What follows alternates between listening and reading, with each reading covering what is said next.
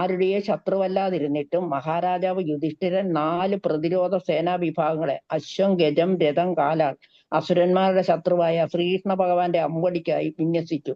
ശത്രുക്കൾ കാരണം ഭഗവാനോടുള്ള സ്നേഹത്താലുമാണ് മഹാരാജാവ് ഈ വിധം പ്രവർത്തിച്ചത്. ഹരേ കൃഷ്ണ മാതാജി, പ്രണാമ മാതാജി. അടുത്തത് ഞാൻ വായിക്കട്ടെ. 33. ഇല്ല, മാതാജി കയറിയല്ലോ. വായിക്കണോ?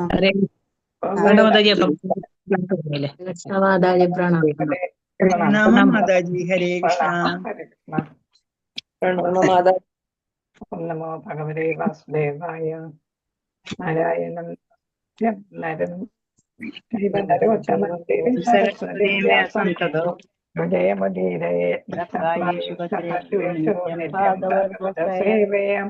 ഭഗവതി ഉത്തമശ്ലേഖേ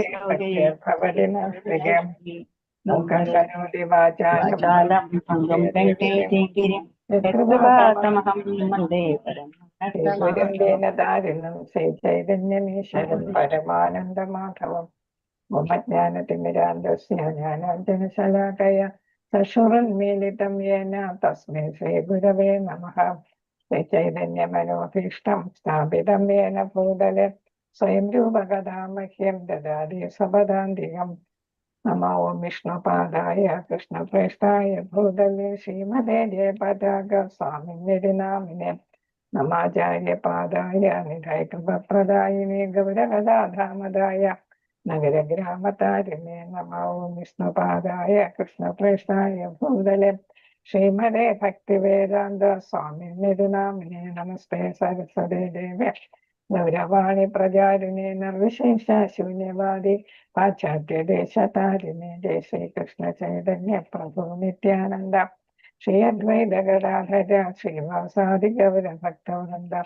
ഹരേ കൃഷ്ണ കൃഷ്ണ കൃഷ്ണ ഹരേ ഹരേ, ഹരേ രാമ രാമ രാമ ഹരേ ഹരേ. ഹരേ കൃഷ്ണ കൃഷ്ണ കൃഷ്ണ ഹരേ ഹരേ, ഹരേ രാമ രാമ രാമ ഹരേ ഹരേ. ഹരേ കൃഷ്ണ കൃഷ്ണ കൃഷ്ണ ഹരേ ഹരേ, ഹരേ രാമ രാമ രാമ ഹരേ ഹരേ. ഹരേ കൃഷ്ണ. ശിശുജാതാബന്ധ പുസ്തകത്തിന്റെ ക്ലാസ്സിലേക്ക് എല്ലാവർക്കും സ്വാഗതം. ഹരേ കൃഷ്ണ. ഹരേ കൃഷ്ണ മാതാജി. പ്രണാമ മാതാജി. ഹരേ കൃഷ്ണ. പ്രണാമം. ഹരേ കൃഷ്ണ. മാതാജി പ്രണാമം. ഹരേ കൃഷ്ണ. പ്രണാമം. ഹരേ കൃഷ്ണ. മാതാജി പ്രണാമ മാതാജി. നമ്മള് 13-ാം അധ്യായത്തില് ഇനി 39-ാമത്തെ ശ്ലോകമാണ്. 40-ആണ്. 39. മാതാജി. ഓം നമോ ഭഗവതേ വാസുദേവായ. യുധിഷ്ഠിരോവാച നാഹം വേദഗതിം പിത്രോ ഭഗവൻ കോ ഗദാവിദഃ അംഭാവാഹത പുത്രാർത്ഥ കോ ഗദാ ച തപസ്വിനി. യുധിഷ്ഠിരോവാച നാഹം വേദഗതിം പിത്രോ ഭഗവൻ കോ ഗദാവിദഃ അംഭാവാഹത പുത്രാർത്ഥ കോ ഗദാ ച തപസ്വിനി. ഒരാൾ വായിച്ചോളൂ. ഹരേ കൃഷ്ണ. ഓം നമോ ഭഗവതേ വാസുദേവായ. ശ്ലോകം 39. യുധിഷ്ഠിര ഉവാച നാഹം വേദഗതിം പിത്രോർ ഭഗവൻ ക്വാ ഗദാവിദഃ അംബാവാഹത പുത്രാർത്ഥ ക്വാ ഗദാ ച തപസ്വിനി. ഹരേ കൃഷ്ണ. ഹരേ കൃഷ്ണ. പ്രധാന പദാർത്ഥം ശിലപ്രഭാതക്കജെ. യുധിഷ്ഠിര ഉവാച. മഹാരാജാവ് യുധിഷ്ഠിരൻ പറഞ്ഞു. ആരോടെ പറയുന്ന? നാരദ മഹർഷിയോടല്ലേ. ഇല്ല, അഹം ഞാൻ, വേദ അതറിയുക, ഗതിം പ്രയാണം, പിത്രോഹോ പിതൃ സഹോദരന്മാരുടെ, ഭഗവൻ അല്ലയോ ഭഗവൻ, കോ എവിടെ, ഗത പോയി, ഇതഹ ഇവിടെ നിന്നും, അമ്പ വലിയമ്മ, വാ അവരും, ഹതപുത്ര പുത്രന്മാരെ നഷ്ടപ്പെട്ട, ദുഃഖാർത്ഥയായ, കോ എവിടെ, ഗത പോയി, ച ഓം തപസ്വിനി. ഹരേ കൃഷ്ണ. തപസ്വിനി. അപ്പൊ ഇവിടെ പറയുന്ന എന്താ? തപസ്വിനിയായ ഗാന്ധാരി വലിയമ്മയും അതേപോലെ തന്നെ പിതാവിന്റെ സഹോദരന്മാരും എവിടെ പോയി എന്നാണ് ഇവിടെ പറയുന്നത്. മക്കൾ മരിച്ചതിന്റെ ദുഃഖത്താൽ അവരെവിടെയെങ്കിലും പോയതായിരിക്കും. അത് അവർ എവിടെ പോയി എന്ന് നാരദ മഹർഷിയോട് ചോദിക്കുന്നു. ആദ്യം ആരോട് ചോദിച്ചു? സഞ്ജയനോട് ചോദിച്ചിരുന്നു. അപ്പം വ്യക്തമായ മറുപടി കിട്ടിയില്ല അല്ലെ. അപ്പൊ ഇപ്പൊ നാരദ മഹർഷി അവിടെ ആപത് ഘട്ടങ്ങളിൽ ഭക്തന്മാരെ സഹായിക്കാൻ എത്തുന്നതാണ് ആരുടെ സ്വഭാവം? നാരദ മഹർഷിയുടെ സ്വഭാവം അല്ലെ? ധ്രുവന്റെ കാര്യത്തിലും എല്ലാം അങ്ങനെയായിരുന്നു. അപ്പൊ ആർക്കാണ് ആവശ്യം എന്ന് വെച്ചാൽ പ്രഹ്ലാദ മഹാരാജ കയാദിക്കും ആവശ്യം വന്നപ്പോൾ അപ്പോഴവിടെ എത്തി. കൃഷ്ണ വിവർത്തനം ഭാവാർത്ഥം ശീല പ്രഭുപാദർക്ക് ജയ്. മഹാരാജാവ് യുധിഷ്ഠിരൻ പറഞ്ഞു, ഹേ ഭഗവാൻ. ആരാ ഇങ്ങനെ സംബോധന ചെയ്യുന്നത്? നാരദ മഹർഷിയെ സംബോധന ചെയ്യുന്നതാണ് ഭഗവാൻ. ശുദ്ധഭക്തനായതുകൊണ്ടാണ് ഭഗവാൻ എന്ന് സംബോധന ചെയ്യുന്നത്. എന്റെ ഇരു പിതൃ സഹോദരന്മാരും എവിടെ പോയെന്ന് എനിക്കറിയില്ല. തന്റെ പുത്രന്മാരെല്ലാം നഷ്ടപ്പെട്ടതിൽ ദുഃഖാർത്ഥയായ എന്റെ തപസ്വിനിയായ വലിയമ്മയെ കണ്ടെത്താൻ എനിക്ക് സാധിച്ചില്ല. അപ്പൊ വലിയമ്മ എന്താണ് പറയുന്നത്? തപസ്വിനിയാണ് അല്ലെ? അവരെന്താണ്? ഭയങ്കര സുന്ദരിയായിരുന്നു അല്ലെ? വെളിച്ച ഏറ്റവും ഇഷ്ടപ്പെട്ടിരുന്ന വ്യക്തിയായിരുന്നു. ചിത്രശലഭങ്ങളെല്ലാം ഇങ്ങനെ പിടിച്ച് അതിനെയൊക്കെ പറത്തി ആസ്വദിക്കുന്ന ഒരു സ്വഭാവം ഉണ്ടായിരുന്നു. ശകുനി ധാരാളം ചിത്രശലഭങ്ങളെല്ലാം പിടിച്ചു കൊണ്ട് കൊടുക്കുമായിരുന്നു. അതെല്ലാം പറന്നിങ്ങനെ നടക്കുമ്പോൾ കൂട്ടത്തോടെ ഇങ്ങനെ പറത്തി വിടും. അപ്പൊ അതിന്റെ ആ ഭംഗി കൊണ്ട് ആസ്വദിക്കുന്ന, അങ്ങനെ എപ്പോഴും വെളിച്ചവും സൗന്ദര്യവും ഒക്കെ ആസ്വദിക്കുന്ന ഒരാളായിരുന്നു ഗാന്ധാരി. ആ ഗാന്ധാരിയാണ് ഭർത്താവ് അന്ധനായതുകൊണ്ട് എന്ത് ചെയ്തത്? അന്ധയായിട്ട് കണ്ണുകെട്ടി അന്ധയായിട്ട് മാറിയത്. അതേപോലെ തന്നെ ഒരു തപസ്വിനിയുടെ രീതിയിലാണ് ജീവിതം. അതുകൊണ്ട് തന്നെ എല്ലാവർക്കും വളരെ ഇഷ്ടമായിരുന്നു ഹസ്തിനപുരത്തില്. അപ്പൊ ഇതാണ്, വളരെ തപശക്തി ഉള്ളവരായിരുന്നു അവർ അല്ലെ? അതാണ് നമുക്ക് ദുര്യോധനന് ആ ശക്തി പകർന്നു കൊടുക്കാൻ അവർ ശ്രമിച്ചത്. പക്ഷെ ഭാഗികമായിട്ട് വിജയിച്ചു, എന്നാല് മുഴുവനായിട്ട് വിജയിക്കാനായിട്ട് ഭഗവാൻ അനുവദിച്ചില്ല. ഭാവാർത്ഥം മഹാരാജാവ് യുധിഷ്ഠിരൻ ഒരു സത് ആത്മാവും ഭഗവത് ഭക്തനുമാകയാൽ സദാ തന്റെ വലിയമ്മയുടെ മഹാനഷ്ടത്തെയും ഒരു തപസ്വിനി എന്ന നിലയിലുള്ള വ്യഥകളെയും കുറിച്ച് പൂർണ്ണ ബോധവാനായിരുന്നു. ഏതുവിധ ക്ലേശങ്ങളാലും ഒരു തപസ്വി ഒരിക്കലും അസ്വസ്ഥനാകുന്നില്ല.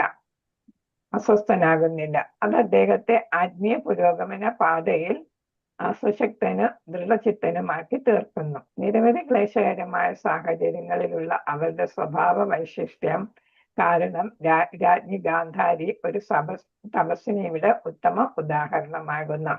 മാതാവ്, പത്നി, തപസ്വിനി എന്നീ നിലകളിൽ ഗാന്ധാരി ആദർശയോഗ്യയായ സ്ത്രീയായി ആയിരുന്നു. ലോക ചരിത്രത്തിൽ അത്തരം സ്വഭാവ ഗുണമുള്ള ഒരു സ്ത്രീ അപൂർവമായി മാത്രമേ കാണപ്പെടുന്നുള്ളൂ. അപ്പൊ ഗാന്ധാര രാജ്യത്തിൽ നിന്ന് ഇവിടെ എത്തി കണ്ണും കെട്ടി അന്ധയായി എന്ത് ചെയ്ത എല്ലാവരുടെയും ഇഷ്ടഭാജനമായിട്ട് മാറുകയും അങ്ങനെ ഒരു കുരുകുലത്തിന്റെ അല്ലെ കുലവധുവായിട്ട് മാറുകയും ഒക്കെ ചെയ്തതാണ്. ഇപ്പൊ മാതാവായിട്ടും പത്നിയായിട്ടും ധൃതരാഷ്ട്രമൊക്കെ വേണ്ട സമയത്തൊക്കെ ഉപദേശം കൊടുക്കുകയും ചെയ്യും. അദ്ദേഹം അത് സ്വീകരിക്കില്ല എന്ന് മാത്രം. നല്ല ഉപദേശങ്ങൾ കൊടുത്ത് കുരുവംശത്തെ നിലനിർത്താനായിട്ട് ശ്രമിച്ച ഒരു വ്യക്തിയാണ്. അപ്പൊ പിന്നെ ഇതാണ് തപസ്സിന് തന്നെ ത്യാഗമാണ് അല്ലെ?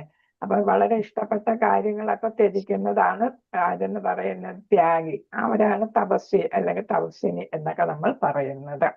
അപ്പൊ എല്ലാവർക്കും മാതൃകയാക്കാൻ പറ്റിയ ഒരു ആദർശയോഗ്യയായ സ്ത്രീ ആയിരുന്നു. ഇപ്പൊ സംവാദ പറയുന്നു, ലോക ചരിത്രത്തില് ഇത്തരത്തിലുള്ള സ്ത്രീകളെ അപൂർവമായിട്ട് കാണാൻ സാധ്യമുള്ളൂ എന്നാണ്.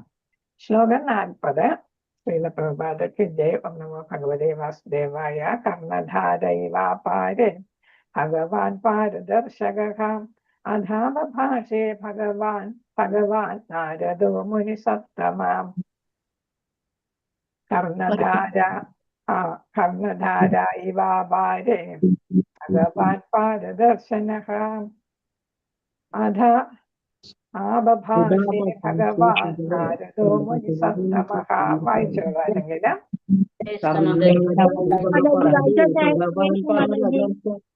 ഭഗവാൻ നാരദോ മുനി സത്തമഃ.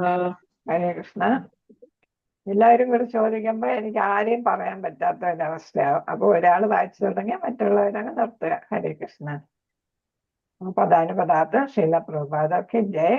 കർണധാര കപിത്താൻ ഇവ പോലെ അപാരെ വിശാലമായ സമുദ്രത്തിൽ ഭഗവാന്റെ പ്രതിനിധി പാരദർശക മറുകര എത്താൻ വഴി കാണിക്കുവാൻ കഴിയുന്നവൻ അപ്രകാരം ആപഭാഷയെ സംസാരിക്കാൻ ആരംഭിച്ചു. ഭഗവാൻ ദിവ്യ വ്യക്തിത്വം നാരദ മഹർഷി മുനി സത്തമ ഭക്ത ദാർശനികരിൽ ഏറ്റവും ഉത്കൃഷ്ടൻ. അപ്പൊ ഇവിടെ മഹാമുനിയും ആരാണ്? നാരദ മഹർഷിയെ കുറിച്ചുള്ള അദ്ദേഹത്തിന്റെ വിശേഷണങ്ങൾ പറയുകയാണ്, അല്ലെ? ഗുണങ്ങൾ പറയുന്നതാണ്. അദ്ദേഹം ആരാ പോലെയാണ്? ഒരു കപ്പിത്താനെ പോലെയാണ്. ആരാ? ഈ സംസാര സാഗരത്തില് വീണ് കിടക്കുന്ന പതിത ആത്മാക്കളെ എല്ലാം രക്ഷിക്കാനായിട്ട് ഇറങ്ങിയ ആളാണ്, അല്ലെ? ഇറങ്ങി തിരിച്ച ആളാണ്. അപ്പൊ സംസാര സാഗരം കടന്ന്, അല്ലെ, ഈ ഭൗതികമാകുന്ന സംസാര സാഗരം കടന്ന് മറുകരയായിട്ട് എവിടെയാണ്? ഭഗവാന്റെ ധാമത്തിൽ എത്താനായിട്ട് നമുക്ക്, അല്ലെ, പതിതാത്മാക്കൾക്കെല്ലാം വഴി കാണിച്ചു തരുന്ന ആളാണ് ആരാ? ഈ നാരദ മഹർഷി, അല്ലെ? അപ്പൊ അദ്ദേഹം ആരാണ്? ദിവ്യ വ്യക്തിത്വത്തിന്റെ ഉടമയാണ്. അപ്പൊ നാരദ മഹർഷിയുടെ മുന്നത്തെ ജന്മമൊക്കെ നമുക്കറിയാം. അദ്ദേഹം ഭക്തി കൊണ്ട് മാത്രം ദിവ്യ വ്യക്തിത്വം ലഭിച്ച ആളാണ്, അല്ലെ? ഭഗവാൻ എപ്പോ വേണമെങ്കിലും കാണാനായിട്ട് സാധിക്കുന്ന ആളാണ്. ഭഗവാന്റെ നാമവും അതേപോലെ മഹത്വങ്ങളും എല്ലാ ലോകങ്ങളിലും, എല്ലാ ഭൗതിക ലോകങ്ങളിലും പ്രചരിപ്പിക്കുന്ന ആളാണ്. എല്ലാവരെയും ആവശ്യം വരുമ്പോഴെല്ലാം സഹായിച്ച് അവരെല്ലാം ഭക്തരാക്കി മാറ്റുന്ന ആളാണ്. വേണ്ട ഉപദേശവും എല്ലാം നൽകി.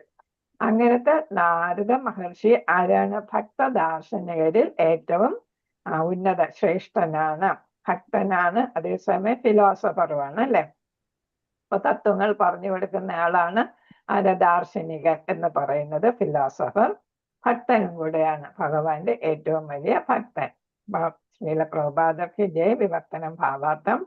മഹാസമുദ്രത്തിലുള്ള കപ്പലിലെ കപ്പിത്താൻ എന്ന പോലെ അങ്ങേക്ക് ഞങ്ങളെ ഞങ്ങളുടെ ലക്ഷ്യസ്ഥാനത്തേക്ക് നയിക്കുവാൻ കഴിയും.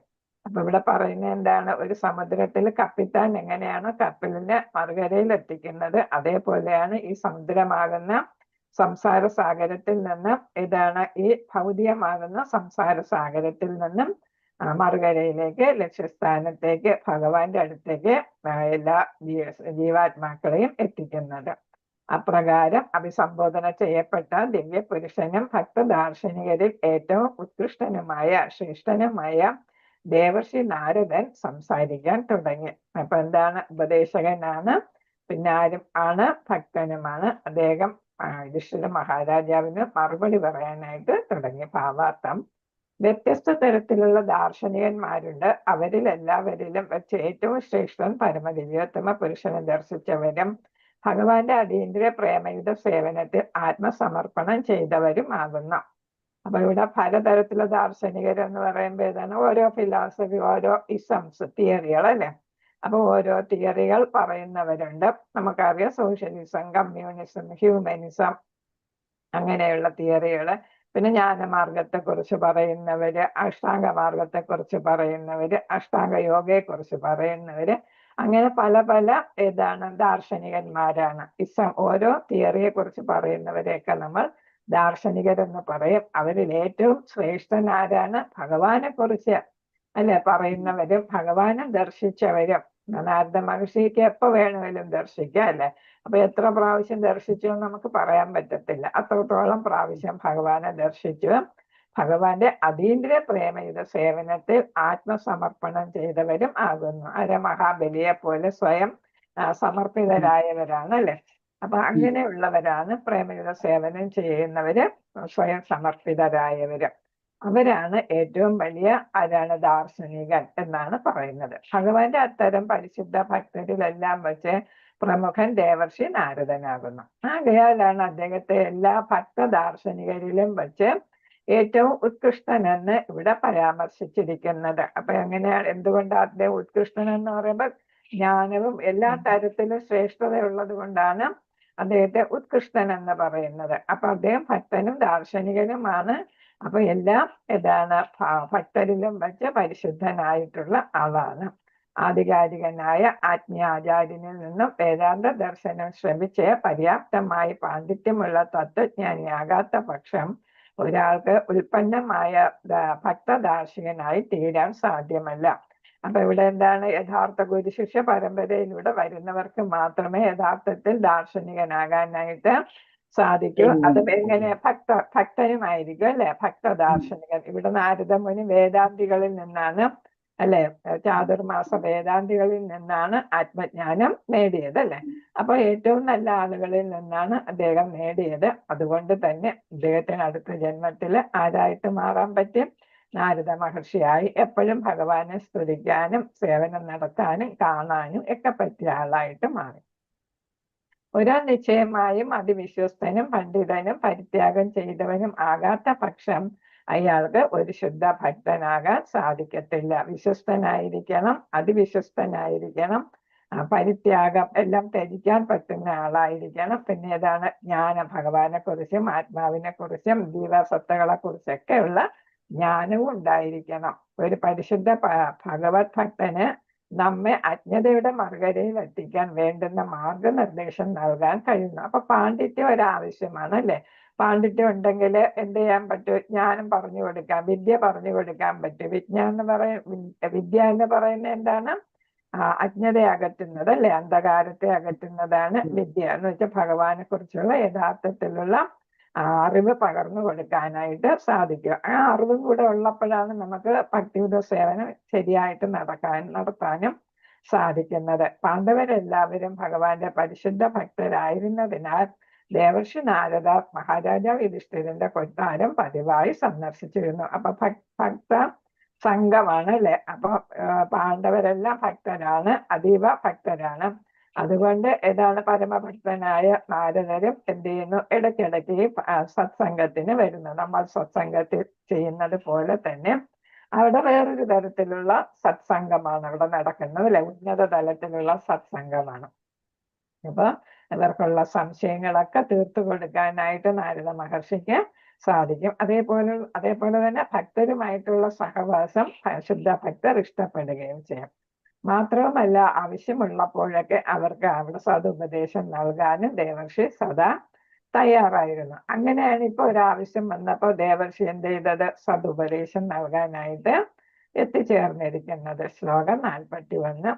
ഓം നമോ ഭഗവതേ വാസുദേവായ. നാരദ ഉവാച മാ കഞ്ചന ശുചോ രാജന്യദീശ്വരവശം ജഗത് ലോകാസപാലായ സേമേ വഹന്തി ബലിമീഷിതുഃ സംയുനക്തി ഭൂതാനി സയേവ വിയുനക്തി ച.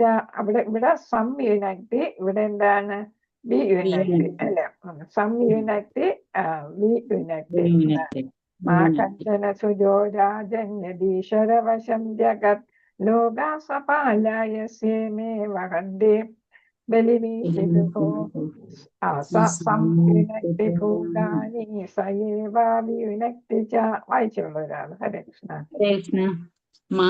നാരദ ഉവാച മാ കശ്ചന ശുചോ രാജൻ യദീശ്വരവശം ജഗത് ലോകാസപാലയസ്യമേ വഹന്തി ബലിമീഷിതുഃ സംയുനക്തി ഭൂതാനി സയേവ വിയുനക്തി ച. ഹരേ കൃഷ്ണ. മാതാജി ഇവിടെ കഞ്ചന എന്നാണ്.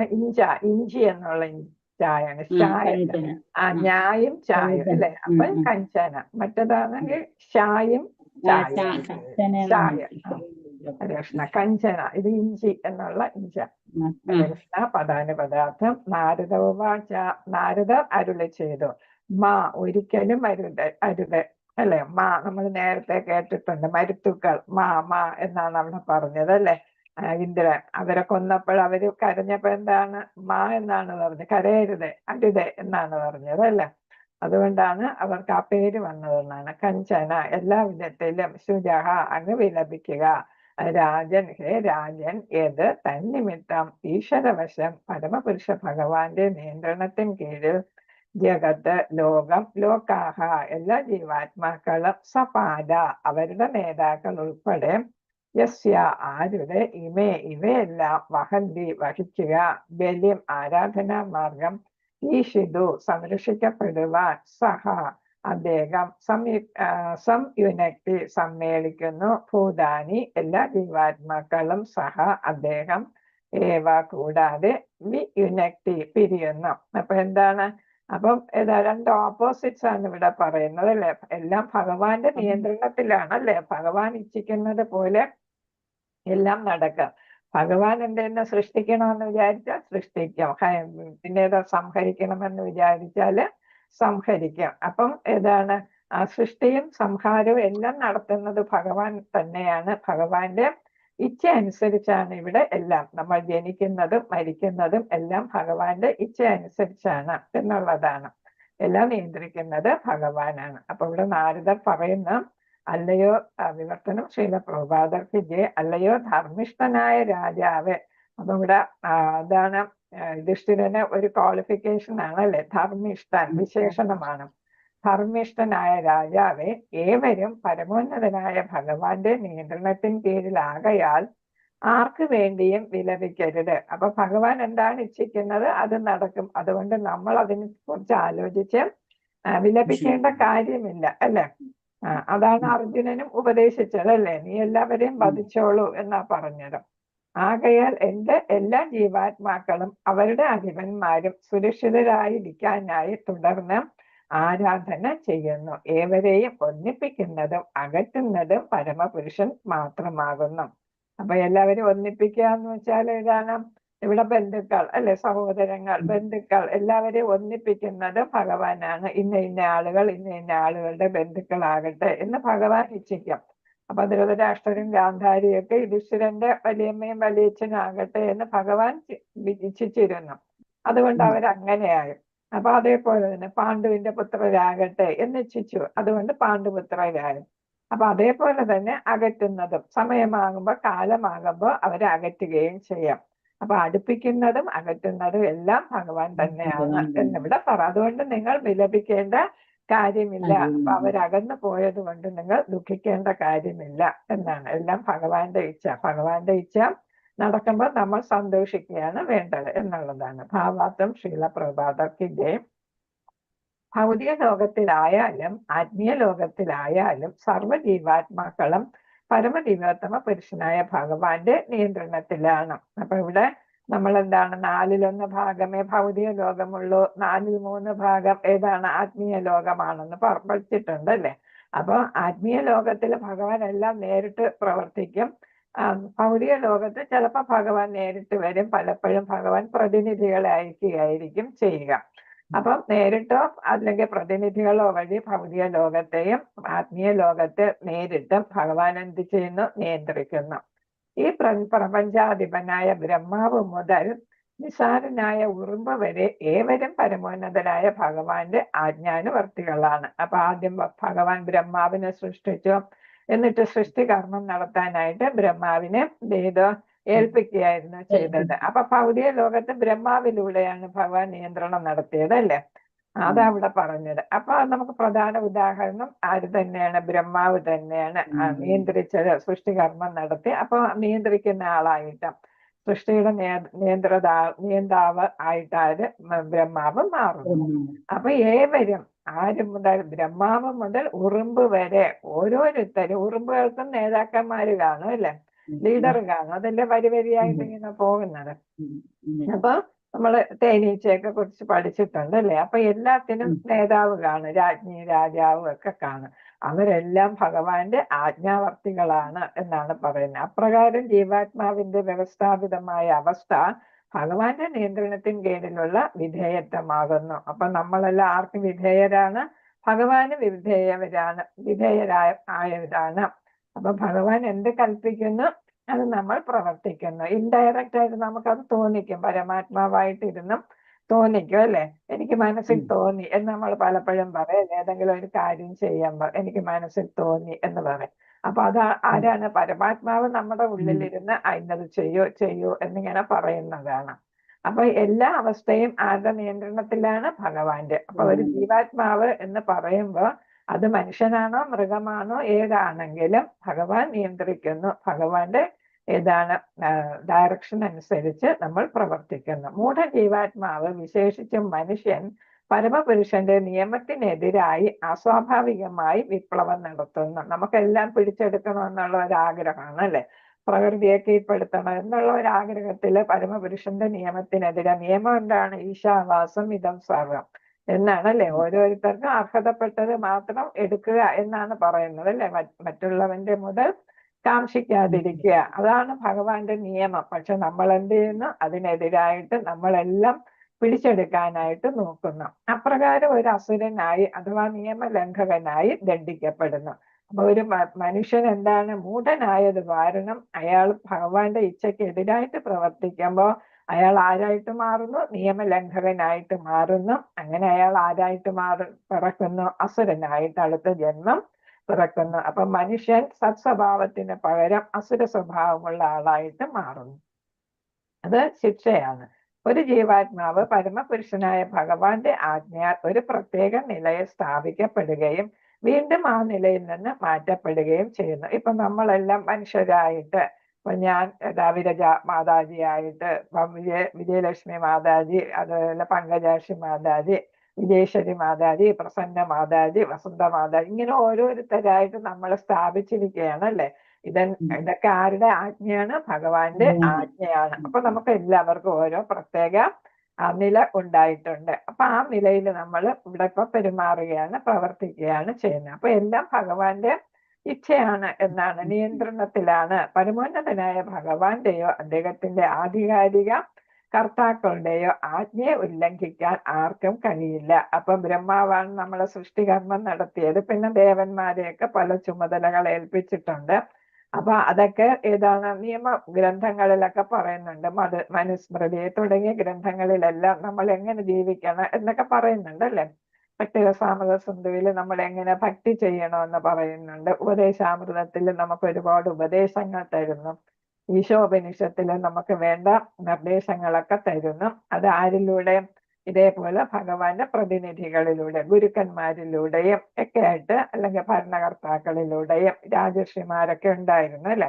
അപ്പൊ അതെല്ലാം നമ്മൾ അനുസരിക്കണം എന്നാണ്. ബ്രഹ്മാവ്, ശിവൻ, ഇന്ദ്രൻ, ചന്ദ്രൻ, മഹാരാജാവ് യുധിഷ്ഠിരൻ, അല്ലെങ്കിൽ ആധുനിക ചരിത്രത്തിലെ നെപ്പോളിയൻ, അക്ബർ, അലക്സാണ്ടർ, ഗാന്ധി, സുഭാഷ്, നെഹ്റു എന്നിവരെല്ലാം ഭഗവാന്റെ സേവകരാകുന്നു. അപ്പൊ ഇവരെല്ലാം ഓരോ തരത്തിൽ എന്താണ്? പ്രശസ്തി ആർജിച്ചവരാണ് അല്ലെ.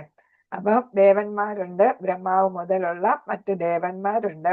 അതേപോലെ ഭൗതികതയില് ഏതാണ് ഇപ്പോഴത്തെ ഏതാണ് കാലഘട്ടത്തിലാണെങ്കിൽ ആരാണ്? വലിയ വലിയ നേതാക്കന്മാരും പോരാളികളും അല്ലെ, ഭരണകർത്താക്കളും ഒക്കെ ആയിട്ടുള്ളവരുടെ പേരാണ് ഇവിടെ പറഞ്ഞിരിക്കുന്നത്. നെപ്പോളിയൻ, അക്ബർ തുടങ്ങിയ എല്ലാവരും ഭഗവാന്റെ സേവകരാകുന്നു. അപ്പൊ ഭഗവാന്റെ ഇച്ഛ അനുസരിച്ച് എല്ലാവരും പെരുമാറി അവരെല്ലാവരും അതാത് സ്ഥാനത്തേക്ക് അവരോധിക്കപ്പെട്ടതും അവിടെ നിന്ന് നീക്കം ചെയ്യപ്പെട്ടത് ഭഗവാന്റെ പരമേച്ഛയാകുന്നു. അപ്പൊ നമുക്ക് സ്വാതന്ത്ര്യം നേടിത്തന്നു 47-ല്. 48-ലായപ്പോ ആർക്ക് സ്ഥലം മാറ്റം കിട്ടി? മഹാത്മാഗാന്ധിക്ക് സ്ഥലം മാറ്റം കിട്ടി അല്ലെ. ഈ ഭൗതിക ലോകത്ത് നിന്ന് വിട പറയേണ്ടി വന്നു. അപ്പോൾ എല്ലാവരും എന്താണ്? കുറെ കാലത്തേക്ക് അവരെ ഓരോ സ്ഥാനത്തിരുത്തുന്നു. അത് കഴിയുമ്പോൾ ആ സ്ഥാനം അവർക്ക് നഷ്ടപ്പെടുന്നു. എന്ന് വെച്ചാൽ ഭൗതിക ലോകത്തിൽ നിന്ന് അവരുടെ ശരീരം വേർപെട്ടു പോകുന്നു എന്നാണ്. അവരാരും തന്നെ സ്വതന്ത്രനല്ല. അത്തരം വ്യക്തികൾ പരമേച്ഛയിലാണ് ഇതെല്ലാം ചെയ്യപ്പെടുന്നത്. അത്തരം വ്യക്തികൾ അഥവാ നേതാക്കൾ ഭഗവാന്റെ പരമാധികാരത്തെ അംഗീകരിക്കാതിരിക്കാൻ വിപ്ലവം നടത്തുന്നുവെങ്കിലും വിവിധ ക്ലേശങ്ങളാൽ അവർ ഭൗതിക ലോകത്തിലെ അതിലും കൂടുതൽ കർക്കശമായ നിയമങ്ങൾക്ക് കീഴിൽ സ്ഥാപിക്കപ്പെടുന്നു.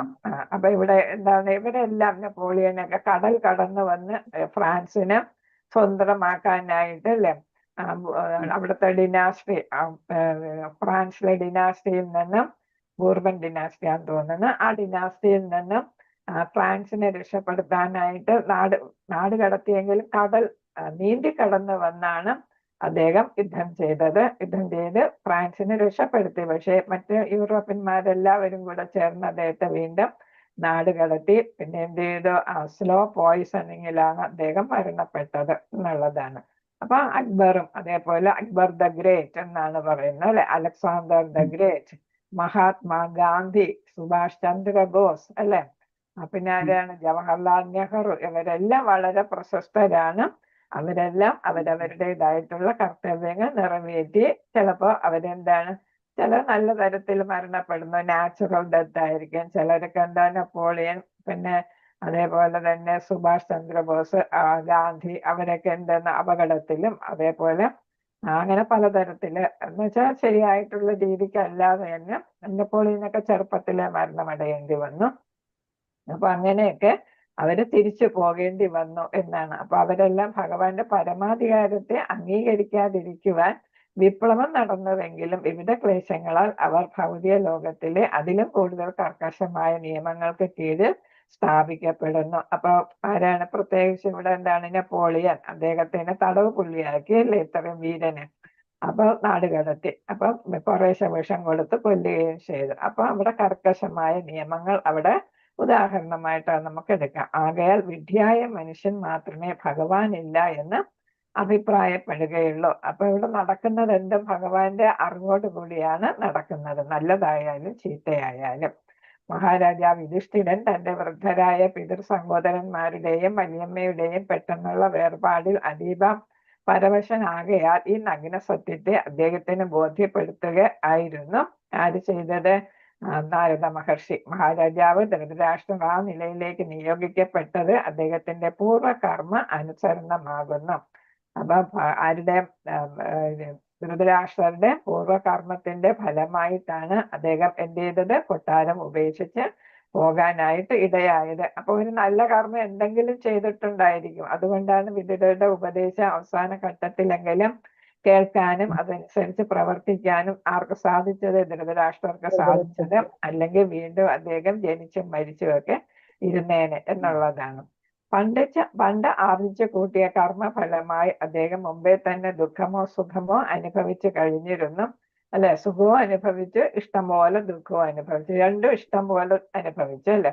എന്നാൽ അദ്ദേഹത്തിന്റെ സൗഭാഗ്യത്താൽ അദ്ദേഹത്തിന് എങ്ങനെയോ വിദുരരെ ഒരു നല്ല അനുജനായിട്ട് ലഭിച്ചു. വിദുരരുടെ നിർദ്ദേശത്താൽ ഭൗതിക ലോകത്തിലെ എല്ലാവിധ കണക്കുകളും തീർത്ത് അദ്ദേഹം മോക്ഷപ്രാപ്തിക്കായി യാത്രയായി. അപ്പൊ അതാണ് ഇവിടെ പറയുന്നത്. ഹരികൃഷ്ണ. സാധാരണ അതൊക്കെ മനസ്സിലായല്ലോ.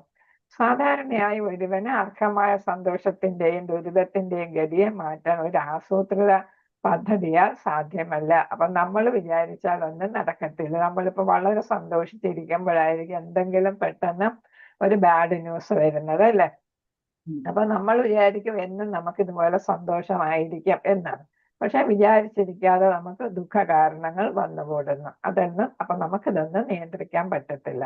അജയ്യമായ കാലത്തിന്റെ സൂക്ഷ്മ വിന്യാസത്തിന് കീഴിൽ അവ വരികയാൽ ഏവർക്കും അവ സ്വീകരിക്കേണ്ടതായിട്ട് വരുന്നു. അപ്പൊ എന്താണ് അജയ്യമായ കാലം എന്ന് പറയുന്നത്? നമുക്ക് നിർത്താൻ പറ്റുന്നതല്ല അല്ലെ. അത് ഭഗവാൻ തന്നെയാണ് കാലം എന്ന് പറയുന്നത് അല്ലെ.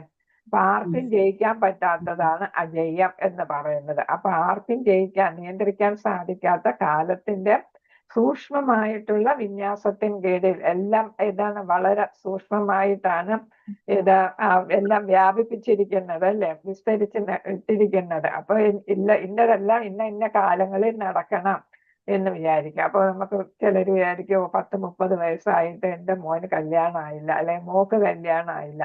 പക്ഷെ എന്താണ്? സമയമാകുമ്പോ കല്യാണം ആകും അല്ലെ. ആ സമയമാകുമ്പോ കുഞ്ഞുങ്ങളുണ്ടാവും. അതാണ് നമ്മൾ വിചാരിച്ചാലൊന്നും നടക്കത്തില്ല. അതൊക്കെ ഭഗവാൻ തീരുമാനിച്ചിട്ടുണ്ട്. അതാണ് സൂക്ഷ്മ വിന്യാസം എന്ന് പറയുന്നത്. അതിൻ കീഴിൽ അവ വരികയാൽ ഏവർക്കും അവ സ്വീകരിക്കേണ്ടതായി വരുന്നു. അവയെ പ്രതിരോധിക്കാൻ ശ്രമിക്കുന്നത് നിഷ്പ്രയോജനകരമാണ്. അപ്പൊ നമ്മൾ എന്താണ് അതിനെക്കുറിച്ച് വ്യാപലാതിപ്പെട്ടിരിക്കുന്നതിന് പകരം നമുക്ക് ഹരേ കൃഷ്ണ മഹാമന്ത്രം ജപിച്ചാല് എന്താണ് ഭഗവാൻ നമ്മളെ അനുഗ്രഹിക്കും. കാരുണ്യം നമ്മളോട് തോന്നും. നമുക്കതേപോലെ മനസ്സമാധാനവും കിട്ടും അല്ലേ. അപ്പൊ നമ്മൾ തന്നെ ആലോചിക്കുക, വെറുതെ ടെൻഷൻ അടിച്ചിട്ട് എന്തെങ്കിലും കാര്യമുണ്ടോ? ഒരു കാര്യമില്ല. നമ്മുടെ ആരോഗ്യം പോകും എന്നല്ലാതെ എല്ലാവരുടെ ദേഷ്യവും അതൊക്കെ ആകും എന്നല്ലാതെ ഒരു ഫലവും ഇല്ല. അതുകൊണ്ട് അതിനേക്കാൾ നല്ലത് എന്താണ്? ഭഗവാനെ ധ്യാനിക്കുന്നതിലൂടെ നമുക്ക് മനസ്സമാധാനവും കിട്ടും. എല്ലാവരോടും നല്ല രീതിക്ക് നമുക്ക് പെരുമാറാനും സാധിക്കും. ഭഗവാന്റെ കാരുണ്യവും നമുക്ക് കിട്ടാം. ആകയാൽ ഒരാൾ മോക്ഷപ്രാപ്തിക്കായി യത്നിക്കണം. അപ്പൊ ഭൗതികമായിട്ടുള്ള എല്ലാ കാര്യങ്ങളും എന്താണ്? വേണ്ട സമയത്ത് വേണ്ടതൊക്കെ നടക്കും. അതുകൊണ്ട് എന്താണ്? ഭൗതികമായിട്ടുള്ള കാര്യങ്ങൾ ചെയ്ത് തീരുമ്പോൾ നമ്മൾ ഓരോ ആശ്രമ വ്യവസ്ഥയും നമ്മൾ ചെയ്യേണ്ട കാര്യങ്ങളൊക്കെ ചെയ്ത് തീരുമ്പോൾ ഇപ്പൊ ഇവിടെ ധൃതരാഷ്ട്രർക്ക് വയസ്സായി അല്ലേ. അപ്പൊ അദ്ദേഹം ഗൃഹസ്ഥാശ്രമം ഉപേക്ഷിക്കേണ്ട സമയം കഴിഞ്ഞു. അപ്പൊ അദ്ദേഹം വാനപ്രസ്ഥവും സന്യാസവും ഒക്കെ സ്വീകരിച്ചതിൽ ഒരു തെറ്റുമില്ല. അപ്പൊ എന്താണ്? ഒരു പ്രായം കഴിയുമ്പോൾ 50 വയസ്സെന്നാണ് പറഞ്ഞിരിക്കുന്നത്. അത് കഴിയുമ്പോൾ നമ്മൾ എന്തിനു വേണ്ടി ശ്രമിക്കണം? മോക്ഷപ്രാപ്തിക്കായിട്ട് ശ്രമിക്കണം. ഏറ്റവും ശ്രേഷ്ഠകരമായ കാര്യം അതാകുന്നു. മാനസിക പ്രവർത്തനങ്ങളും ബുദ്ധിയും വികസിച്ച നിലയിലാകയാൽ ഈ വിശേഷ അധികാരം മനുഷ്യന് മാത്രം നൽകപ്പെട്ടു. അപ്പൊ വിവേക ബുദ്ധിയുള്ളത് മനുഷ്യരാണ് അല്ലെ. നമുക്ക് മാത്രമേ എന്ത് ചെയ്യാൻ പറ്റുള്ളൂ? ഈ വാനപ്രസ്ഥവും സന്യാസവും ഒക്കെ ചെയ്യാൻ പറ്റൂ അല്ലെ. മൃഗങ്ങൾക്ക് പറ്റുമോ? ഇല്ല. മനുഷ്യർക്ക് മാത്രമാണ് മാനവ രൂപത്തിലുള്ള ജീവിതത്തിൽ മോക്ഷപ്രാപ്തിക്കായി വ്യത്യസ്തങ്ങളായ വേദനിർദ്ദേശങ്ങൾ നൽകിയിരിക്കുന്നത്. അപ്പൊ ഏത് മാർഗം സ്വീകരിച്ചാണെങ്കിലും നമുക്ക് മോക്ഷം പ്രാപിക്കാം. അത് നമുക്ക് മാത്രം ആയിട്ടുള്ള ഒരേ ഒരു സൗകര്യമാണ്. അപ്പൊ അതുകൊണ്ടാണ് മനുഷ്യജീവിതം അത്രയ്ക്ക് അതാണ് വിലപ്പെട്ടത് എന്ന് പറയുന്നത്. മറ്റു ജീവജാലങ്ങൾക്ക് ഇല്ലാത്ത ഒരു സൗഭാഗ്യമാണ് നമുക്ക് കിട്ടിയിരിക്കുന്നത്.